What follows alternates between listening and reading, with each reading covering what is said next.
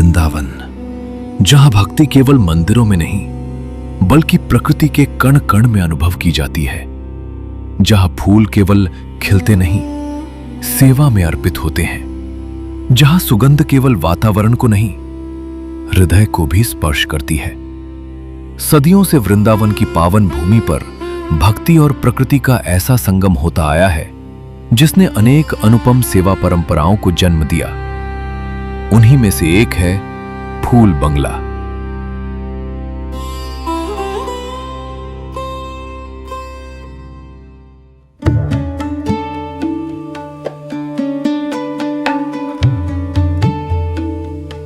सृष्टि के आदिकाल से ही मानव प्रकृति की पूजा करता आया है। उसने प्रकृति के विविध रूपों में सौंदर्य का ही नहीं बल्कि दिव्यता का भी अनुभव किया है। फूलों की कोमलता, वृक्षों की हरियाली और प्रकृति की सहज छटा के माध्यम से उसने अपनी श्रद्धामयी भावना को व्यक्त किया है। और वृंदावन की भूमि पर यही भाव एक अद्भुत सेवा परंपरा का स्वरूप धारण कर लेता है। पुष्पकली श्रृंगार एवं पुष्पकली बंगला। वृंदावन की उपासना में यह बंगला शब्द बड़ा ही महत्वपूर्ण है। ग्रीष्म ऋतु में जब इस वृंदावन में चारों ओर गर्मी की खूब तेज तेज हवाएं चलती हैं, उस समय पर यहाँ पर श्री जी सुंदर पुष्पकली के बनाए हुए फूल बंगलों में विराजमान होते हैं। यह बंगला की यात्रा काफी लंबी है। यह काल 500 साल पहले का है, जब हरवंश महाप्रभु इस वृंदावन में पधारे। उस समय पर उन्होंने ठाकुर जी को सुंदर लता मंदिर में, सुंदर पुष्प महल में विराजमान किया। श्री राधा वल्लभ लाल के ये पुष्प बंगला की क्रमिक विकास कुछ ऐसे ही चलता रहा और आज ठाकुर जी बड़े ही सुंदर सुंदर ठाट लगते हैं, जिसमें लकड़ियों के ठाट एवं सुंदर सुंदर जालियां फूलों की करती हैं, उस फूल बंगले में विराजमान होते हैं। यह फूल बंगला अनोखा है। यहाँ पर सखियां ठाकुर जी को शीतलता प्रदान करती हैं इस फूल बंगले से। बैसाख, ज्येष्ठ एवं आषाढ़, जब सूर्य के प्रचंड तेज के साथ ग्रीष्म ऋतु ब्रज में पधारती है, तब सेवा का भाव और भी कोमल हो उठता है। श्री जी के ग्रीष्म ऋतु के निवारण के लिए श्री युगल को सुंदर पुष्पकुंज, पुष्प सदन एवं फूल बंगले में सखियां विश्राम करवाती हैं, जहां पुष्पों की शीतलता, उनकी सुगंध और उनका सौंदर्य सेवा का माध्यम बन जाता है। प्रभु को जो सेवा दी जाती है वो सेवा उनके सुखवर्धन के लिए चाहिए। और वैज्ञानिक पक्ष से देखें, ये फूल बंगला निश्चित एक एरोमा थेरेपी है, जिसमें कि सुगंध के माध्यम से प्रभु को उपचार प्रदान किया जा रहा है। उपचार इस भीषण गर्मी से।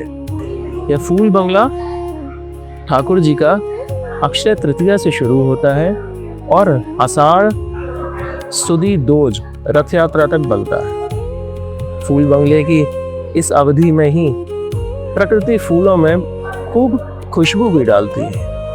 रथ यात्रा के पश्चात फूल में बारिश के कारण से कीड़े पड़ जाते हैं, तो ऐसे फूल को बंगले में उपयोग नहीं किया जाता है।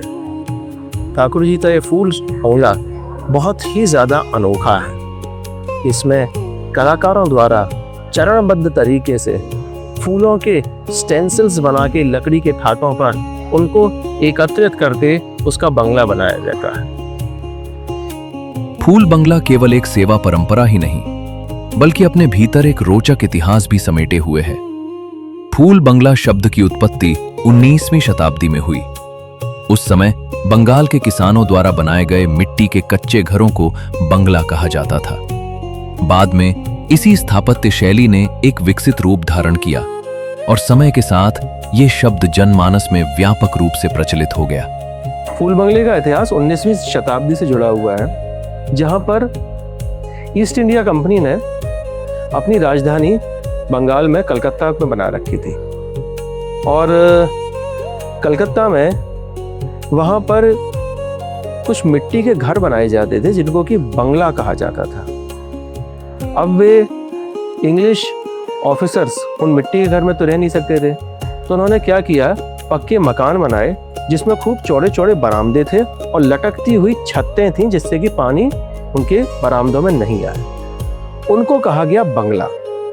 वही बंगले के अंदर जो ठाठ होते थे किसी एक अंग्रेजी अफसर के, वही हमारे ठाकुर जी के भी ठाठ इन फूलों के बंगलों में होते हैं। जनमानस इस आयोजन को फूल बंगले के नाम से जानता है, किंतु इसके पीछे कार्य करने वाले कलाकार इसे एक विशिष्ट कला और परंपरा के रूप में संपादित करते हैं। पुष्प बंगला बोलते हैं। पुष्प बंगला पुष्पों का महल ठाकुर जी के लिए, सुख के लिए किया जाता है। ठाकुर जी इसमें शांति मिलती है, इसमें ठंडक मिलती है। ठंडक के लिए ठाकुर जी को ठंडक देने के लिए ये फिर फूल का प्रोग्राम, फूल और केला शुद्ध होता है। विष्णु का वास है केले में, फूलों में भगवान का सुगंध आती है, खुशबू आती है, इसलिए भगवान को 3 महीने के अंदर पुष्पों के बंगले में विराजमान कराया जाता है। उसमें सुख शांति मिलती है और किसी फूल से नहीं मिलती है, आर्टिफिशियल से नहीं मिलती है। ये फूलों के सुख के लिए, ठाकुर जी के लिए ये बंगला बनाए जाते हैं। इस निर्माण की प्रत्येक संरचना का अपना एक नाम, अपना एक स्वरूप और अपना एक महत्व है। फूल बंगले के फ्रेम को ठाठ कहा जाता है, जबकि सिंहासन के ऊपर और नीचे लगाए जाने वाले भाग को बिछैया कहा जाता है। तो ठाकुर जी जब बैठते हैं फूलों के बंगले में तो वहां पर ठाठ होते हैं उनके। और आज भी बंगले को बनाने में जो सबसे ज्यादा एसेंशियल एलिमेंट है वो ठाठ होता है। ठाठ को कहते हैं हम लोग लकड़ी के फ्रेम्स को। उन लकड़ी के फ्रेम्स पर सीक्वेंशियली कील गाड़ी जाती हैं, जिन कीलों को हम लोग बोलते हैं बिरंजी। उन बिरंजी कीलों के ऊपर फूलों की लड़ों को बांधा जाता है और बांधने के बाद में उन पुष्पों को संयोजित इस तरह से करा जाता है जिससे कि उसमें एक सुंदर जाली का आकार निकल के आए। उन जालियों के आकारों का भी नाम है। किसी को वृंदावनी कह रहे हैं, किसी को पंचफूली कह रहे हैं, किसी को 6 मासी कह रहे हैं, किसी को 8 मासी कह रहे हैं, किसी को डिबियानुमा जाली कह रहे हैं। इस तरह से उनके नाम होते हैं। कहीं पर स्वास्तिक बनाए जाते हैं और उसमें अलग अलग, जैसे ही हम एक कील से दूसरी कील तक जाएंगे और उसमें फूल की लड़ियों को कई बार लपेटेंगे तो उसको चस मारना कह देते हैं कि वो जाली जो है वो 1 चस की है, 2 चस की है। जैसे जैसे जालियां की गहराई बढ़ती जाती है, इसका मतलब चस की गहराई जो है वो बढ़ती गई। फूल बंगले की सुंदरता केवल पुष्पों में नहीं, बल्कि उसे गढ़ने वाले हाथों में भी बसती है। इन कलाकारों द्वारा निर्मित जालियों के भी अपने विशिष्ट नाम हैं: 8 मास, 6 मास, वृंदावनी और स्वास्तिक।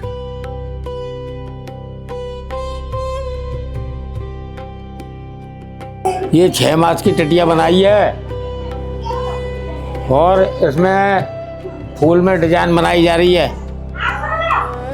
6 मास का मतलब है, इसकी जाली का नाम है 6 मास। तो इसमें जो फूल टूटा है, जो डिजाइन बनी है, उसमें 6 कली के फूल बने हुए हैं। उसमें जिधर देखोगे उधर 6 कली के फूल दिखेंगे आपको। देखो 1 2 3 4 5 6। अब तुम जहाँ के हो मैं तुमको दिखा दूंगा 6 कली। ये देखो 1 2 3 4 5 6। जहाँ के हो वहाँ दिखाऊँ तुमको। 1 2 3 4 5 6 है 6 कली। फिर सारे में 6 कली दिखेंगी तुमको। जहाँ से तुम उठा के देख लो वहीं 6 कली दिखेगी। तो हर एक फ्रेम का, हर एक ठाठ का साइज होता है, आकार होता है। कोई स्क्वायर रहेगा, कोई रेक्टेंगल शेप में रहेगा, कोई ट्रेपेजियम की शेप में रहेगा। इस तरह से रहते हैं। तो विशेषता इसमें बंगले में क्या होती है कि जहां पर श्री जी विराजमान है, उस बंगले का फैलाव दोनों तरफ एक सा रहेगा और लास्ट में जाके वहां पर एक हथनी नुमा एक फ्रेम होता है जो कि हाथी की सूंड की तरह रहेगा। वहां पर वो खत्म हो जाता है, सबसे लास्ट में वो लगता है हथनी। सबसे ऊपर हम जाते हैं ऐसे बंगले में तो वहां पर लगे रहेंगे मारका, जो कि तिकोने होते हैं। श्री जी बीच में विराजमान है। श्री जी के नीचे जितनी भी फ्रेम्स लगे रहते हैं उनको कहते हैं बिछैया। ठाकुर जी के पीछे की जाली जो होती है उसको कहते हैं ठाकुर जी की योग पीठ। इस तरह से अलग अलग तरह से ठाकुर जी के बगल में जो लगे हुए हैं फ्रेम्स ठाठ, उनको कहते हैं बगली। तो ये टेक्निकल नेम्स हैं जो कि एक कारीगर जब बनाता है तो उन टेक्निकलिटीज़ को बड़े माइन्यूटली ऑब्जर्व करके चलता है कि कहीं पर उन ठाठों के जुड़ाव को जो हम जोड़ रहे हैं रस्सियों से वो दिख नहीं जाए। तो उसके लिए उसके बॉर्डर्स के ऊपर गुलाब की चस लगाई जाती है, मतलब बॉर्डर्स जो होते हैं ना उनको बनाया जाता है। वो बॉर्डर गुलाब के या फिर किसी भी मोटे फूल के बनाते हैं जिससे कि वो खाली जगह स्पेस नहीं दिखे। गोल गोल कर करके उसमें बटुए लगाए जाते हैं इसके फूलों के, कहीं पर झुमके लगाए जाते हैं, कहीं पर ठाकुर जी के छप्पर बनाए जाते हैं, कहीं पर सुंदर सुंदर ठाकुर जी के लिए छतरियां बनाई जाती हैं उसके अंदर फूलों की। तो वास्तव में ठाकुर जी जब इन सुंदर फूल बंगलों में विराजमान होते हैं तो मन को मोह लेते हैं। इसी कारणवश यह बंगले जो है बहुत ज्यादा इंपॉर्टेंट हैं इस वृंदावन की उपासना में। केले के तनों और पुष्पों के माध्यम से निर्मित ये कलाकृतियां वर्षों के अनुभव, धैर्य और साधना का परिणाम है। यही समर्पण इस परंपरा को आज भी जीवंत बनाए हुए है। तो जहां पर इतनी ज्यादा सूक्ष्मता है उस चीज को तो हमें बड़ी गहराई से देखना ही है। यह नीचे जो ये फूलों के जाल लगा हुआ है इसको बोलते हैं बिछैया। इसमें 6 मासी फूल की डिजाइन बनी हुई है जिसमें कि हर फूल में 6-6 पत्तियां हैं। इसी तरह से हम आगे चलेंगे तो इसमें यहाँ पर साइड में ये बिछैया लगी हुई है, उसका नाम वृंदावनी जाली पैटर्न। ये वृंदावनी जाली पैटर्न। आगे देखिए ठाकुर जी का छप्पर नुमा ये बंगले का आकार है आज का। ये पीछे जो डिजाइन लगी हुई है इसको कहते हैं पिछवाई, और ये बगल में जो ठाट लगे हैं इनको कहते हैं बगली। बगली में भी फिर यहाँ पर जहाँ जहाँ पर ठाट में जगह रह जाती है इसको बोलते हैं चस मारना, जिससे कि ठाट की खाली जगह ना लगे। यहाँ पर चस लगाई है गुलाब की पंखड़ियों की। ऐसे ही बगल में ये हथनी बोलते हैं टेढ़े से हिस्से को, ये हाथी की सूंड की तरह से होती है इसलिए इसको हथनी कहा जाता है। ये गोल गोल फूलों की लड़ी हुई है इसको बोलते हैं बटुआ लगाना। बटुए की तरह ये गोल होती हैं और फिर उसके अंदर झुमका जो है लटकाए गए हैं। ऐसे ही यहाँ पर सुंदर सुंदर अलग अलग पैटर्न्स आपको देखने को मिलेंगे। तिकोना जहाँ पर ऊपर है इसको मार्का भी कहते हैं। तो ये अलग अलग चरणबद्ध सारी चीज़ें हैं जहाँ पर ठाकुर जी का श्रृंगार का आसन, जहाँ पर ठाकुर जी विराजमान हो गया, इसको सिंहासन बोलते हैं, जहाँ पर प्रभु विराजमान है। और मध्य में ही सिंहासन बंगले के हमेशा रहता है। यह 2 मंजिल का बंगला है जिसमें काफ़ी बृहदता है। अभी इसमें श्री जी आके विराजमान होंगे और उसी समय पर इसकी शोभा अतुलनीय होगी। जब ठाकुर जी विराजमान होंगे जहाँ पर, उसकी शोभा तो फिर क्या कहा जा सकता है कि कोई शब्द होंगे ही नहीं वहाँ पर। तो ऐसे ही ये पूरे में आज विशेष ये है कि सभी पैटर्न जो है वो 6 मासी के बने हुए हैं। जितने भी फूल हैं वे सारे के सारे 6 पंखड़ियों के हैं। आप पास में से आके देख सकते हो कि हर पैटर्न में यहाँ पर फूल आपको दिखेगा। यही विशेष कला भी है। इसको बोलते हैं जाल तोड़ना, कि जाली को पहले बना लिया और फिर उसको फूल्स को इस तरह से अरेंज किया जिससे फूलों से फूल के पैटर्न्स बनाए। आप ये समझ लीजिए। आप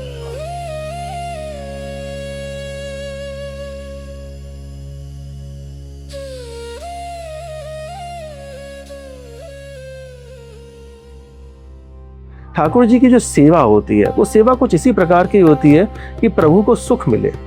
उनको अच्छे वस्त्र पहनाए, किस लिए? जिससे कि उनको सुख मिले। अच्छे आभूषण पहनाए, सुख मिले। अच्छा पेय, मतलब उनका भोग, राग और श्रृंगार ऐसी उनको अर्पित करनी है जिससे कि उनको सुख मिले। तो सुख के लिए ही यहाँ पर सखियों ने उनको एरोमा थेरेपी, खुशबू दी अलग अलग तरह की। फूल बंगले में विशेषकर इसमें केले के तनों का भी बड़ा उपयोग होता है, जिसमें कलाकार केले के पत्तों को, केले के तनों को छील छील कर उसमें से सुंदर सुंदर आकृति बनाती हैं फूलों की, कहीं पर मोर की, अलग अलग तरह की बनाते हैं जिनकी बिछैया में लगाते हैं। तो केले का बंगला बड़ा विशेष बंगला है। फूल के बंगलों के ही अंडर में आता है केले का बंगला, और ये भी बड़ी अच्छी ठंडक देता है ठाकुर जी को। हर दिन फूल बंगले के अलग अलग डिजाइन्स रहेंगे। हर दिन डिजाइन्स कुछ इस तरह से रहती हैं जिससे कि प्रभु को भी वो डिजाइन्स देखने में सुख मिले। जो कलाकार होंगे उन कलाकारों का एक ही मंतव्य रहता है कि प्रभु को सुख मिले। पैसे की बात अलग है, कारीगरी की बात अलग है, और उनके मन में भी यही वाली बात होती है कि वो कोई कारीगर नहीं है, वो एक साधक है। और साधक का क्या काम रहता है कि प्रभु को सुख देना, प्रभु की विशेषकर उन चीज़ों को ध्यान देना जिससे कि उनको किसी भी तरह का कष्ट ना हो। हमेशा ठाकुर जी की जब बंगला बनाएगा उसकी छत इस तरह की बनाई जाती है जिससे कि प्रभु के मुकुट वहाँ पर नहीं छुपे। वो बंगले कुछ इस तरह से बनाए जाते हैं कि जब फुहारों से छुपती हुई ठंडी हवा ठाकुर जी के श्री अंग पर आके लगे और उन पुष्प कुंजों में से पास हो तो उसमें से और ज़्यादा उसकी खुशबू जो है वो बढ़ जाए। वो समीर जो होगी वो त्रिविध समीर होगी, वो सुगंधित भी होगी, वो शीतल भी होगी और वो मंद भी होगी, जिससे कि प्रभु को अत्यंत सुख मिलता है। तो ये जितनी भी बातें हो रही हैं, भले ही एरोमा थेरेपी की हुई बात, भले ही पुष्पकली श्रृंगार की बात हुई, भले ही बंगले की बात हुई, उन सब का एकमात्र मंतव्य प्रभु के सुख वर्धन के लिए। यहाँ पर इस वृंदावन में, ये वृंदावन उत्सवों से बना हुआ वृंदावन है। उत्सवों से बना हुए वृंदावन का मतलब आप समझिएगा कि यहाँ पर ब्रजवासी कहते हैं कि यहाँ पर अगर 7 वार होते हैं तो उन 7 वार में 9 त्योहार मनाए जाते हैं। वो 9 त्योहार किस तरह के हैं कि कभी ठाकुर जी का फूल बंगला है, कभी झूलन है, कभी विवाह उत्सव है, कभी सांझी है। तो यही एक नित्य विहार की प्रकृति है और जिसको कि प्रभु अपनी सेवा में उपयोग कर रहे हैं। फूल बंगला पुष्पों से निर्मित एक अल्पकालिक सजावट नहीं, बल्कि भक्ति, सेवा और समर्पण की एक जीवंत परंपरा है। हर वर्ष पुष्प खिलते हैं, सजते हैं और समय के साथ विलीन हो जाते हैं, किंतु उनके माध्यम से व्यक्त होने वाला प्रेम और सेवा का भाव सदैव जीवित रहता है। यही भाव वृंदावन की पहचान है और यही भाव फूल बंगला की आत्मा। श्री राधा वल्लभ लाल की जय। श्री हित हरिवंश।